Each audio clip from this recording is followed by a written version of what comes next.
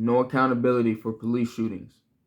Through our nation seems to bear daily witness to an epidemic of police brutality. State-sanctioned violence has plagued black communities for decades, with officers rarely facing consequences. Today, despite unprecedented video evidence, accountability remains rare. On May 18, 2017, a jury acquitted the Tulsa police officer who shot and killed Terrence Crutcher, a 40-year-old unarmed black man, as he was complying with officers' commands. Less than 1 month later, on June 16th, a St. Paul, Minnesota jury acquitted the officer who shot and killed Philando Castile, a black elementary school employee, during a routine traffic stop. In June 2017, federal prosecutors announced that they would not prosecute officers in the shooting death of Alton Sterling, a black man shot and killed while pinned to the ground in Baton Rouge, Louisiana, in July 2016. And in Cincinnati, after two trials resulting in deadlocked juries, prosecutors announced in July 2017 that they would not retry the white University of Cincinnati officer who shot and killed Samuel DuBois, an unarmed black man, after pulling him over for not having a front license plate in July 2015. The failure to hold police officers accountable perpetuates the national tolerance of violence against people of color and legitimizes the presumption of dangerousness that leaves black people at risk of violence and death at the hands of law enforcement.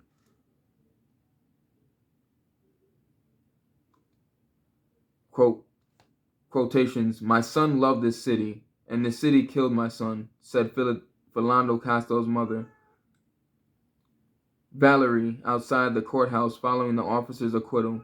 "The system in this country continues to fail black people and will continue to fail us." It's an unfortunate thing that so many families and so many loved ones of these victims have to endure and suffer such a tragic, catastrophic event over and over. Brutality is the least of it. At this point, it's almost like inhumane. I'd say what's happening to people of color in the United States, and it's very unfortunate that it doesn't really get too much attention. It doesn't really get too much exposure, outside of the communities and outside of the towns that these tragic events take place. So a lot of people just don't know, and a lot of people don't really understand the effect and the uh, just chaos that comes with such a disheartening, inhumane thing happening to someone in such tragic ways. Some of these police shootings are just so brutal, and so like stuff you wouldn't even see in a movie. It's it's very unheard of and very sad.